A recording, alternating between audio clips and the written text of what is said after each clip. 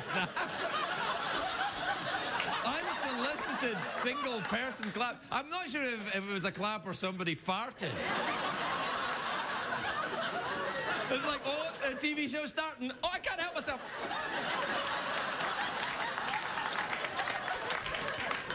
Nobody does that kind of thing here. This is LA. We don't have fartiness in LA. We have scented candles. I get scented candles in my house. You need them. Hey, you know, it's spring's really underway now, isn't it? I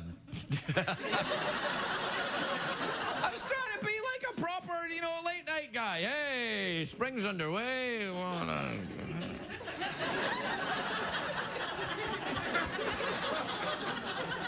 But it is. It's the clocks move on Sunday. That'll be awesome.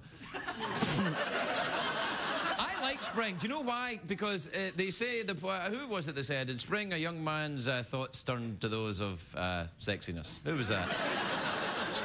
I'm paraphrasing. It was some very good poet.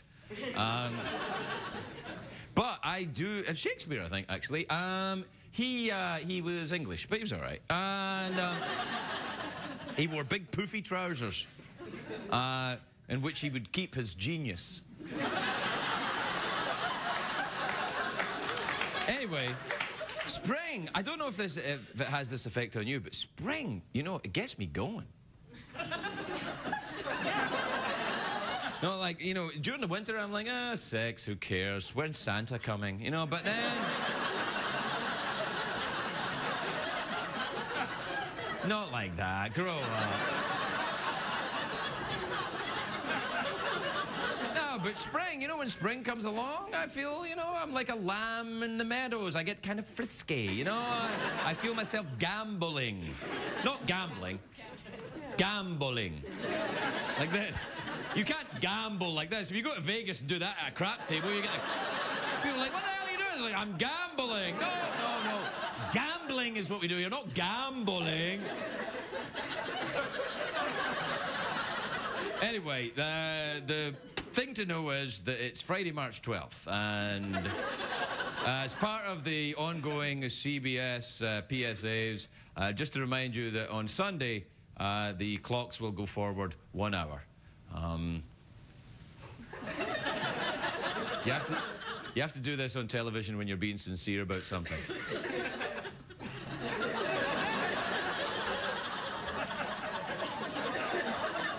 So even doing that's making me horny. I don't know what's going on. Even doing that. You know what it is? It's because I do that and then I think, when do I do that? Oh yeah, diving. What? Shut up, not like that. Actually, you know what? Exactly like that.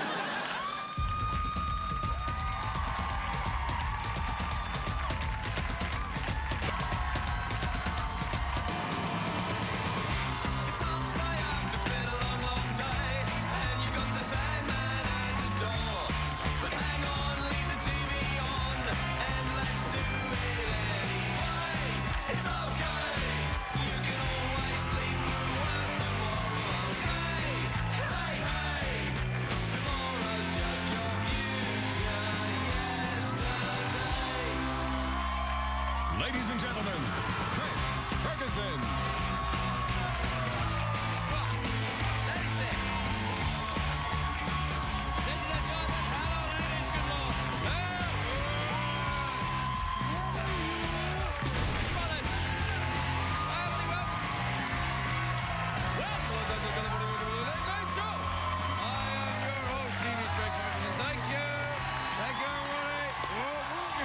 Sit down. That's enough worrying. Please, it's fine, honestly. We're good. Thank you. Please, quiet. Sit down. Thank you very much, everyone. Really, it's enormously believable in every way. Sit down, relax. No one at home is going to think for a minute that you are actually faking it.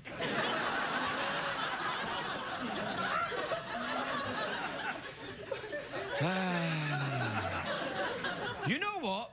What?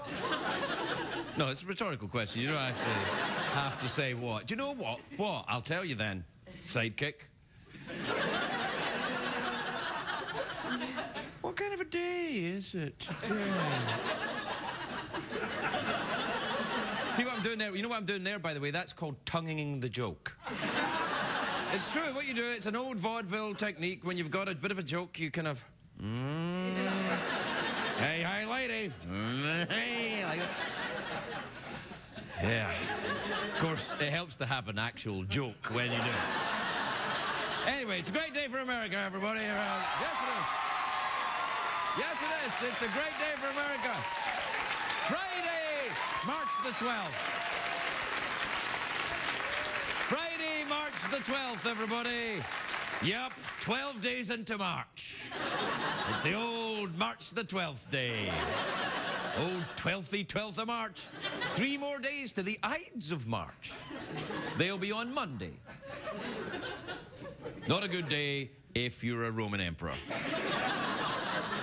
But there's none here. This is the 12th of March. Shut up! It's a very weird day for me. People have been coming up to me all day, giving me gifts and cakes and stuff and saying, congratulations. I'm like, why? And it turns out today is Liza Minnelli's birthday. As everyone knows, Liza is my doppelganger. We're exactly the same, except that she's talented. So, happy birthday. Happy birthday, Liza. She's a wonderful woman. She turns 64 today, or as Larry King calls it, barely legal.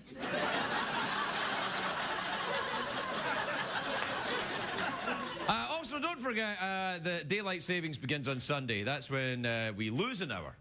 But if you watch this show, you're used to that. It'll be all right.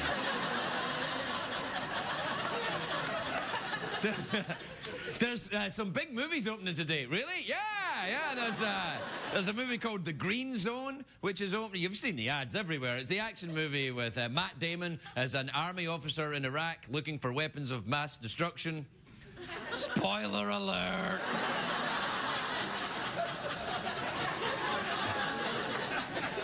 There's another movie opening today, a romantic comedy called Our Family Wedding. So we got 2 movies open today, the Macho War movie and the Girly Wedding movie. Guess what I'm saying? That's right, Family Wedding movie. There's been a lot of movies about weddings. I usually avoid them, to be honest. I avoid any movie about weddings, diseases, or sexy vampires with six-pack abs. I don't like the wedding movies. I've actually been married more times than I've seen wedding movies. True. I think weddings are a bit like porn. It's more fun to participate in than to watch. Do you know what I mean? It's not true, not true. A wedding is nothing like watching porn. One costs a fortune, but ends up being a beautiful thing, and the other one's a wedding. So right there, they're completely different. You cynical bastard! Oh, I'm always like this. I'm always like this on March 12th, and then... What I'm saying is, I think a lot of people they put too much importance on their wedding ceremony. They say, this will be the best day of my life. Well, it might be, but there might be other days, other moments that could be better. A birth of a child or something else entirely. I knew this actor, right, who was a real golf fanatic. One day he got a chance to play golf with Sean Connery, who is famously also a golf fanatic. And one day, they're playing golf, and this actor guy that I know, he hits a hole-in-one. And he was ecstatic, and he was like, oh, yeah, he said to Sean Connery, he said, this is the best day of my life, apart from the day my kid was born, of course. And Sean Connery said, this is true, he said, oh, come on now, you're amongst friends.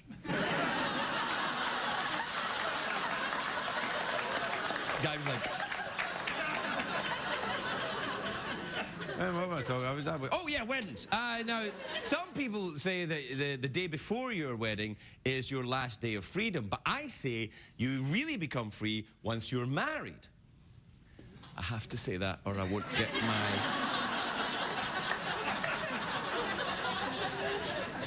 I'm sorry, I had my testicles removed sometime ago. My wedding was the best day of my life. I'll never forget it, because it was the day I got satellite TV installed. It was awesome. Kidding, it's a joke. It's a joke. I didn't get satellite TV installed that day.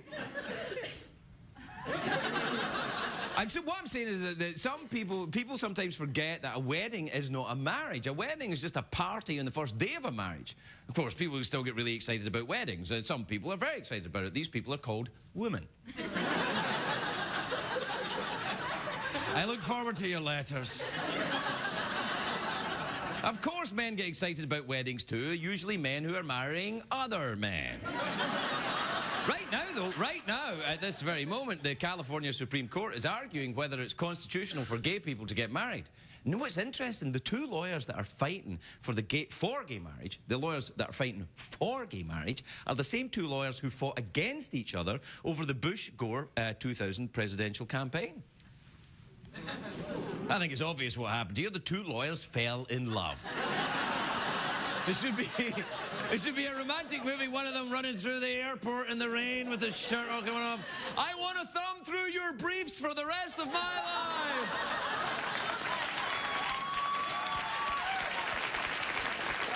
I'm kidding. It's a joke. That's ridiculous. That could never happen. Lawyers they cannot feel love. Anyway, I'm not going to get involved in the gay marriage debate. No matter what I say about that, I'd piss somebody off. But some reasons to get married, all I'm saying is some reasons to get married aren't romantic or sexy. They're like insurance or tax breaks. And it seems to me everyone deserves a fair shot at insurance and tax breaks. That's all I'm going to say. Yeah. My job is not to piss you off. My job is to be a corporate whore for CBS. But, that's right.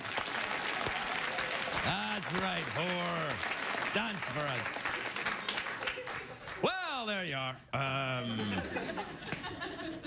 So when I said whore, I just remembered it's probably time for commercials coming up pretty soon. This is the time of night when you must ask yourself, does my vacuum cleaner have the proper amount of suction?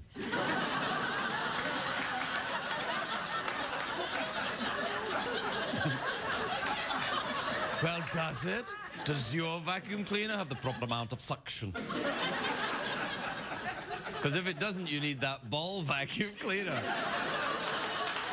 Yeah. All right, we'll take a break. We'll be right back.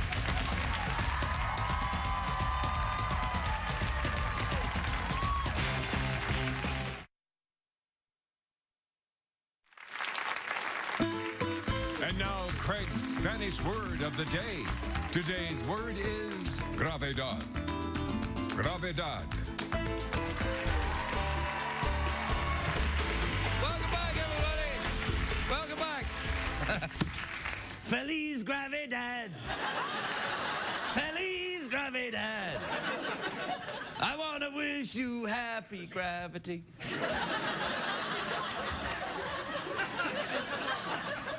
Actually, grave dad, or gravidad, when it says grave dad, it sounds like a very serious father. It makes me...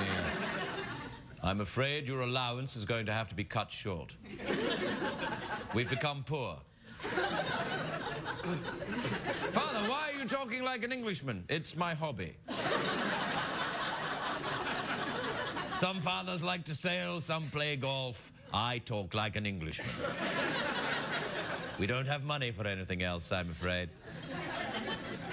What was I talking about? Oh, yeah, the gay marriage. I don't want to talk about it because people get angry.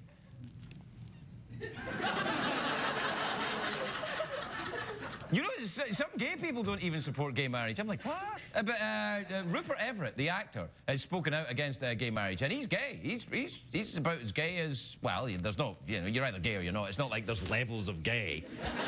It's not karate, you know what I mean?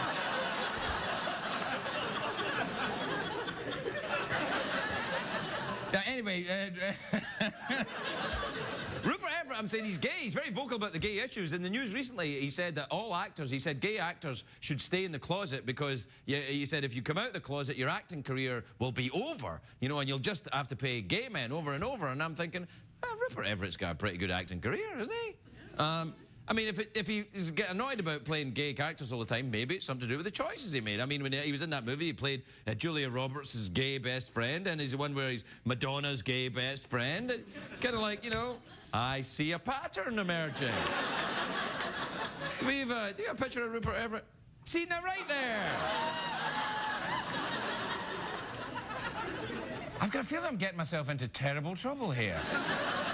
And this show is live. It's not been pre-recorded before. Friday, March 12th in your region. By the way, when I say in your region like that, you know when people think, well, I'm just saying in your region, but what I mean is in your region.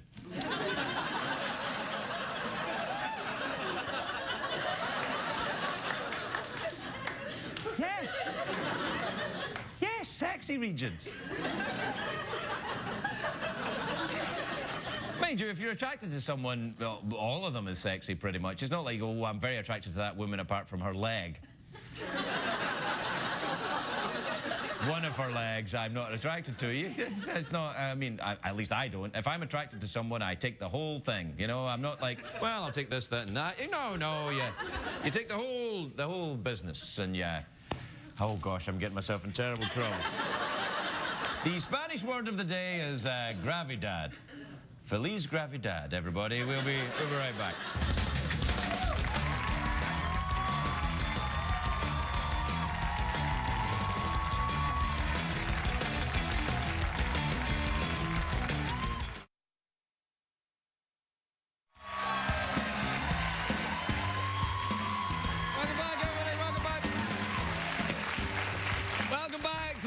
Welcome back to the last show of the winter. Play the email twittery thing, will you? Twitter is the thing with all the tweets. You and your friends stay in touch but never meet. So now the time has come to check the tweets. And your email partner, Ass Mode. Ass Mode indeed.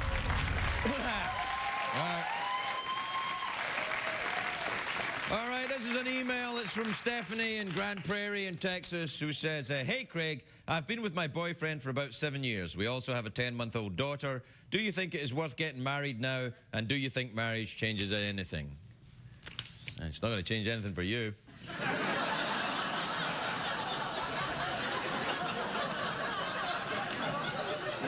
The hell's going to change? Oh, well, let's keep going then.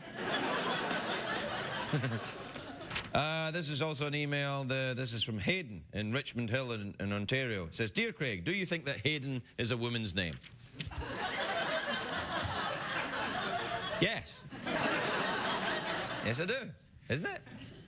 Yeah, Hayden Pantier? Hayden Pantier? She's a woman, isn't she? Hayden Pantier. She's a famous actress. It's her name. Hayden Pantier. I don't know, I've never thought of how odd that name is, Pantier. Oh, I've got sex in the brain tonight. I'd rather have it on my penis, but I'll take it on the brain. Oh, boy. There's a tweet from Andrea in Denver, Colorado. She says, my 70-year-old mom wants to get her first Brazilian. Do you think it's a good idea?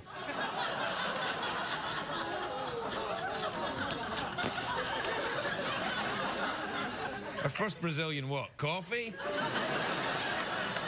You gotta be careful with coffee as you get older. Keep you up all night. Oh, dear. You know, I think my horniness is cured.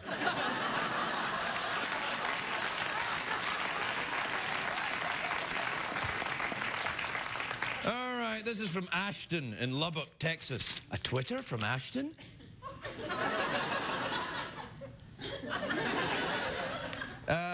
He said, Ashton says, I heard you swallow 3 spiders while you sleep in your lifetime. Now I'm afraid to go to sleep. Any ideas? What kind of... What's that coming to go? Is that? You swallow 3 spiders? What the hell does that even... That's just that... People make that crap up all the time. I must have swallowed about 100 spiders by now.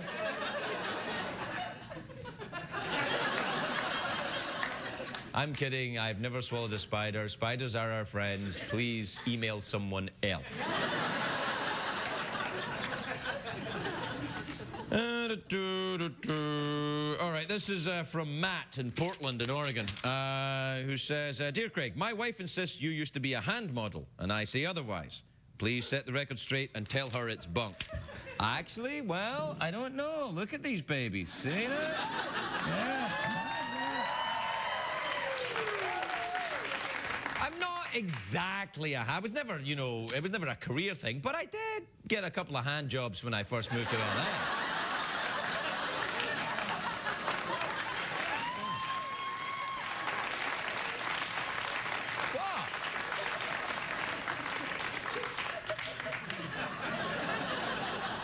Uh-oh.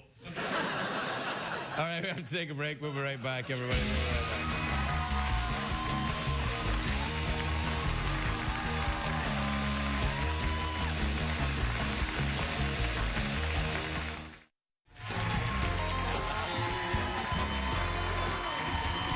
Welcome back, everybody. Welcome back. Welcome back to the... Now, please. That's enough. It's starting to sound a little bit insincere. Welcome back to the last show of the winter before we cast off our wintry clothes and put on lovely frisky clothes for springtime.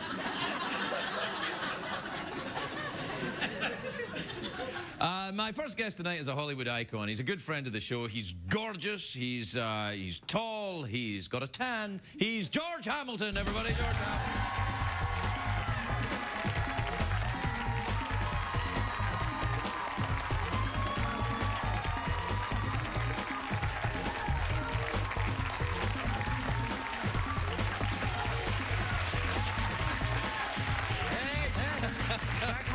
Hello, my dear.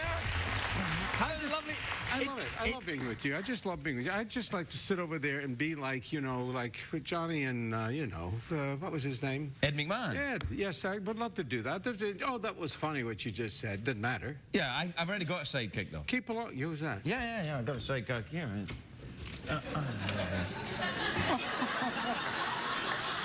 I played that guy in a movie. You played that guy in a movie? I don't know. Look at it. Love at First Bite. Love at First Bite? You I did that. indeed. Aren't you doing another one? Yep, Love at Second Bite. The Legend of Curly's Gold. Right. Don't mind if I do. Don't mind if I do. Look at that. I love the name of George's book because it's called Don't Mind If I Do, which it doesn't mean anything, right? No, it doesn't mean anything. It's just like, Right. you know, when someone invites you to do it, don't mind if I do. Any Don't kind mind of if I do. work, yeah. And you got a great book. I've been reading it. Really? Yeah. Ah. American on Purpose. Don't mind if I do. Don't mind if I do. Yeah. No, it's great. Your stuff about George Bush was great. Thank you. That whole evening, the way you I entertained. was the White House Correspondents' Dinner. Have you ever been to one of those? No, yes, I did. I went to one of those things, Boots and something, Saddles or something, Washington. It was that Boots and kind of Saddles? Well, something like that, you know. Stirrups and big hats. Stirrups and big heads. Chaps and... Chaps and other chaps? And Chippendales. George, I haven't noticed before, but I'm looking now and I see what lovely hands you have. Were you ever a hand model? Well, I was a hand puppet and a hand model. Yes. They tell me I can still be healed. No, you got lovely hands. No, and I haven't. No, actually, these hands, they've been ruined by golf. You see, look at those two fingers there. You see those two fingers? What ones? You're holding These up a two. whole bunch of them. I mean, you're going to have to... Come this way, How many son. fingers? I mean, well, which ones do you want me to Well, concentrate look on? at these two. They're really messed up. What, these two in the middle These two, here? Yeah, they're messed up. Yeah. I actually, golf didn't help that.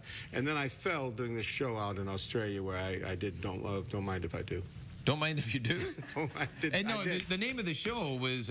Celebrity. I'm a Celebrity, Get Me Out of Here, yeah. I Is tried that to the forget American it. one or the British one? The British one. The British one is the real deal. I mean, they're Oh, they yeah, want to punish sure. you. Oh, Britain. No, they're great. No. They're very, very, you know, they just want to singe out there and beat you to death. And I actually was able to hack it for 18 days. Really? Yeah. I lost 20 pounds. Right. 14 bob and a couple of shillings. And, Yeah. just flew in. Boy, am I tired. Yeah. I went out there for the purpose of trying to, you know, there are these moments in your career you want to put a few little shekels in the pocket and not explain to other people. You lower the bar. You know what I mean. Well, they told me that this would be a simple thing. You just go out there and you go out and you just play Boy Scout for a few days. Well, the first week I lost about 10 pounds, and then they started starving us to death, and I never shaved. This doesn't sound like you at all. I'm horrified. I know, it was terrible. And then finally I fell down, cut my arm, and they kept me on, and they wouldn't let me actually get in the cages with these monsters, which I kind of like. Cages? What monsters? Well, you know, they've got like things out there that they try to torture you with, like snakes. The first day there was a snake. There was a iguana. I hope you're in no way traumatized. But it was like, this one night we had an evening where we had to do these trials, and of course, if you fail the trial, they do something horrible to you. Right. And I was on a roll. I'd had about 10 things taken away from me that week, and finally they put me out there, and they said, "Oh, you're going to be exiled to another camp at 3 in the morning." So like 5 of us go, and we see this rat. A rat? I mean, a rat with saddle. This is a big rat. Yeah, big rat. And we hadn't eaten anything. Oh, no, George. Now, I know this sounds bad, and it is. Okay, well, as long as it actually is bad, then that's fine. Yeah, you'd like to hear it then now. it's fine. You're down with this one. Yeah, yeah. Okay, so what happened was that the guy, there were 2 guys with me. One was a chef. Right. And the other was a young hunk guy out there, and Stuart Manning and Dino De Campo. And Gino De Campo. And Gino said to me, "We can eat this rat." I said, "Eat the rat? Yeah, we can eat it. Make a risotto." I said, "A risotto? A rat risotto, a rat risotto." I said, "Okay, fine. Let me call." Did he say, "What's a coming to go?" before when he saw the rat? Hey, what's a coming to go? Is a rat coming across here? It's a drive of me craze. So I got on the phone to check in because I wanted to be sure. You had a phone? Yeah. Well, no, there is like a little house you go to. Right. They call it a Bush Tucker telegraph thing. Bush Tucker telegraph. So I went in and I said, "Listen, I want to, we're here and we want to eat a rat. We're hungry." And they said, "A rat?" Well, they thought, excuse me, just a minute. Got back, said, "Okay, eat the rat." They thought it was great television. Well, we found out the next day, they came into camp and they arrested Gino and Stuart because they said this rat was a rat that was a pet of the ranger. Oh, dear. And they had given us by permission by mistake. So you got arrested for rat They got murder? arrested. They got arrested. Right. And I thought, this is a show. You're supposed to go out there and kill things and do things. The first rat we killed, we get imprisoned. Yeah, it's terrible. But you didn't get arrested. I was the deep throat. I was the only guy Hello? who knew. Hello. Yeah. I'm the only guy that knew the guy up there, and I heard the connection. So I was the only one who could get these guys out of trouble. So actually, they were gonna put them in jail. They tried. That's a very serious offense in 3 Australia. years out there in 3 Australia. years for eating a rat. Hard labor in Australia. Yeah. Really? Yeah. For eating a rat? Eating a rat. That's what I said. What's a rat? What's a rat to you? Yeah. Ratatouille. Ratatouille. What's a ratatouille? What's a ratatouille? What's a coming to go? Don't mind. Don't mind if I do. Don't mind if I do. George Allen. All right, everybody. We'll be right back.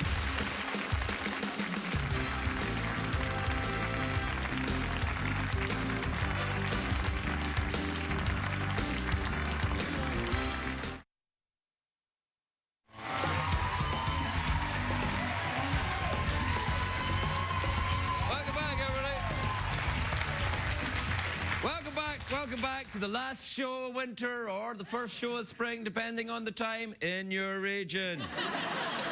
And by in your region, I mean your genitals.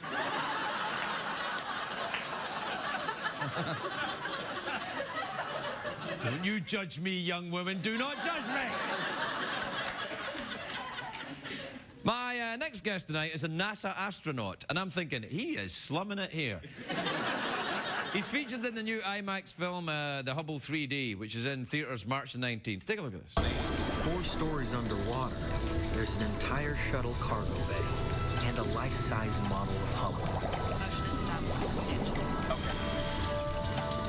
The big thing about this telescope is it can point really accurately and hold its position, and it's the gyros, the RSUs that allow you to do that. But they're in a tough spot. I'm used to being cramped as a larger person. I always had hand-me-downs from my brother who was a little shorter, so I'm used to having to fit into smaller areas. Grow up.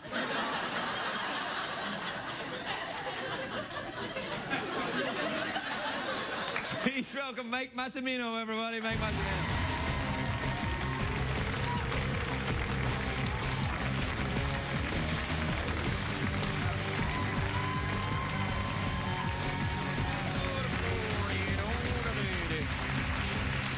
Welcome back, Mike. It's good to see you again. How are you? I'm doing great. Thanks for having me back. No, I'm always happy to see someone who's actually got a college degree on the show. It's a big deal for us when we get someone brainy. I hope I don't disappoint you. No, I didn't know this was going to be a test. No, it's not a test. It's not a test. We're just interested in what you're doing at NASA. Have you been back up since you were? No, I've been on Earth. Since the last time I've stayed on Earth. Haven't been back up. What about hallucinogenic drugs? That's often a way to... I haven't tried that. No. I've just been hanging around and trying to deal with what's going on here on Earth. Now, that's you training in that big underwater... It's a gigantic pool that we train to get ready for our spacewalks. Right. And it's really big. It's 200 feet long. Right. It's 100 feet wide, and it's 40 feet deep. It's like a big lake. It is, It's big, and we can fit a whole space station and a shuttle and the telescope model in there as well. You don't want to put that in there. All the wires will get shorted out. You'll ruin the damn thing. Yeah, it's very, very good. Yeah, no, we have all the stuff that we use that has power in it. Like, it has to be battery powered, and it has to be contained so that it won't short out. And you've been in space. Yes. Right. Is it like space and being in this thing? It is. It gets you ready for your job that you're going to do. Right. Working with your tools, how you're going to work the choreography with your partner. Choreography? I love it. That's what we call it. One singular concession. Beep. That's fantastic. There's no singing, though. No, right. They don't let us sing. But we call it choreography because that's what you're kind of doing. You're planning out each move. And every move. That's adorable. Yeah, do you think? Yeah. I never looked at it that way, but I guess it could. No.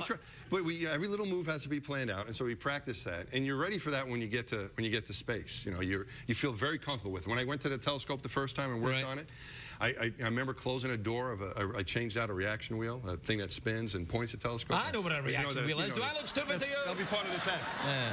But as I'm closing the door, Craig, I said to him, I went through my mind, it's the first time you've ever seen that for real. But I practiced so many times in the water, I felt like I'd done it before. It feels it, yes. But the thing you're not prepared for is the view around you.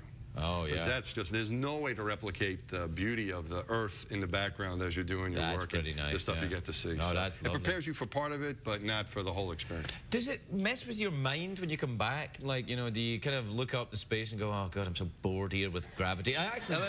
Gravity is the word. Gravity is the word of the day. Yes. We've thrown it out. But gravity can trick you. Actually. You get used to not having gravity around when you're in space. Everything floats. It makes it easier. One time, one of the first times I got home, I went to the grocery store. I come back to pick up my grocery bag, and I go and I let go, and I think it's going to float and crash. Can you imagine? I can't imagine that. Is that what you said to them at the time? That was the excuse I used. I just come back from space. I just got back from space. That's right. I had a couple of drinks on my way home from space. Yeah. Wow. So you can use that. You can use that as an excuse.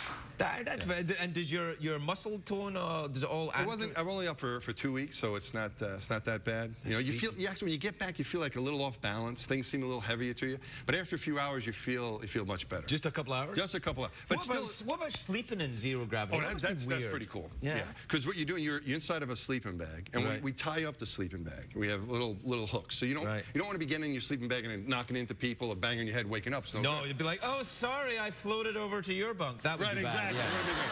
I want to be good. So you want to stay in one space, and make sure you know everybody is. Right. And then if you get surprised, something else is going on. So, okay. So you get in your little. It's a mistake. You get inside your little sleeping bag, and you tie down, and you actually have a pillow behind you, but your head floats up, right? So what we do is we actually put a piece of cloth that keeps your head against the pillow. It velcros to the back. It sounds uncomfortable, right? It sounds nuts. Is there a safety word? No, it just keeps your head, because we're so used to having a pillow behind our head. So it holds you down. Just holds your head. Have you ever tried sleeping without your head held down? It's a little uncomfortable, because we're so used to having a pillow behind our head. Right. But once you get inside of the thing, you're just kind of laying there floating, and it's like a really cool waterbed. That's really nice. And what's going on with NASA now? Because these shuttle flights are coming to an end. Yeah, that's right. We only have 4 of them left. That's very sad. It's going to finish up this this fall, and then the next step, which will be concentrating on long-duration space flight on the space station. We'll be going up on a Soyuz spacecraft. Russians. Are you going to have to learn Russian? If you want to go, you have to learn Russian. Yeah, at least have they want you to have at least a rudimentary knowledge. What the hell happened to this country? Well, think about it. You want to. I mean, if you're flying on that spaceship, you want to be able to know where the exit sign is and that kind of stuff. We should have our own damn spaceship. We can't be up there speaking Russian. In space, people speak with American accents, buddy. That's the way it's always been. Well, I got to agree with you. Yeah. I got to agree with you. It makes me very upset. But just because the shuttle's return doesn't mean we're not going to have a spaceship. All right. We're going to be developing a new spaceship as well. How it's going to happen, we're not exactly sure. The president and the Congress are going to try to figure that out. But you can hope that. They don't do a lot of figuring out. We're still going to be flying people into space. So. What about the old shuttles? Are they going to be up for sale? Yeah. How much money you got? Can you fit one in here? Well, I think they're going to put them in. I think they're going to put them in museums. Right. They're not sure exactly where they're going to go, but they'll be put in museums. You'll be one in the Smithsonian, I think. I think that's probably a good. And Disneyland. That might be an idea. I don't know. I'm not getting into the sale. I think it's whoever come up with the right will place. you go back to space now? Do you think? I hope so. I mean, I'm available. I hope I get the chance again. We'll see. Yeah. Is there a website you can go on? There's a. Yeah, it's not like a contest or a waiting list or anything. You just, where you have a group of people and you kind of take your turn and hopefully you get a chance to go again. So I've gone twice, so that's been nice. That's pretty good. I'd be happy to go again. But see the Tubble telescope? Yeah. You can't actually look through it or anything, can you? No, people ask me all these questions about astronomy and stuff, and I'm like, I don't look through the telescope. I only work on it, But yeah, because you could turn it to Brad and Angelina's or something like that. Just for a minute. You can kind of snoop around with that thing. Yeah, like, I can't believe. Look at Courtney Cox. No. There's no eyepiece for us to look through on that thing. Right. But they get all the fancy pictures, all the data comes down and gets shipped down to the ground, and then the astronomers can look at that stuff on the ground. Oh, astronomers, those jerks. No, they're smart guys. Sorry, I'm thinking of astrologers. Yeah. I see by looking at the Hubble telescope, you're going to have quite an unpleasant day. Yeah. Hey, Mike, it's always good to see you. Come back and see you soon, and I hope you get back up to space. We'll see what happens. All I right. hope so, too. Mike Massimino, everybody. We'll be right back.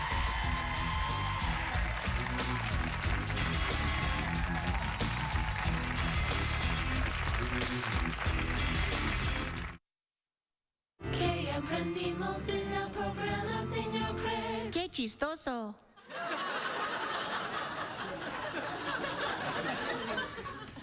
That cat's learning Spanish faster than I am. I'm the intellectual inferior of a kitten. Well, what did we learn on the show tonight? We learned that George Hamilton ate a rat. I nearly went to jail for it. I mean, imagine that. Going to jail for eating a rat. I mean, if I was going to go to jail, I'd be going for something more fun than that. We also learned that remember you eat 3 spiders in your lifetime when you're asleep? That's like that, the Mikey, the kid from the thing, died of Pop Rocks and something. Remember that? Ay, caramba! As well, he's like an accountant in Reno or something, isn't he? I don't know if that's true. What else? Gravidad, we learned about that. We learned that if you're sleeping in space, they better tie you down or your sleeping bag may float over to a cosmonaut.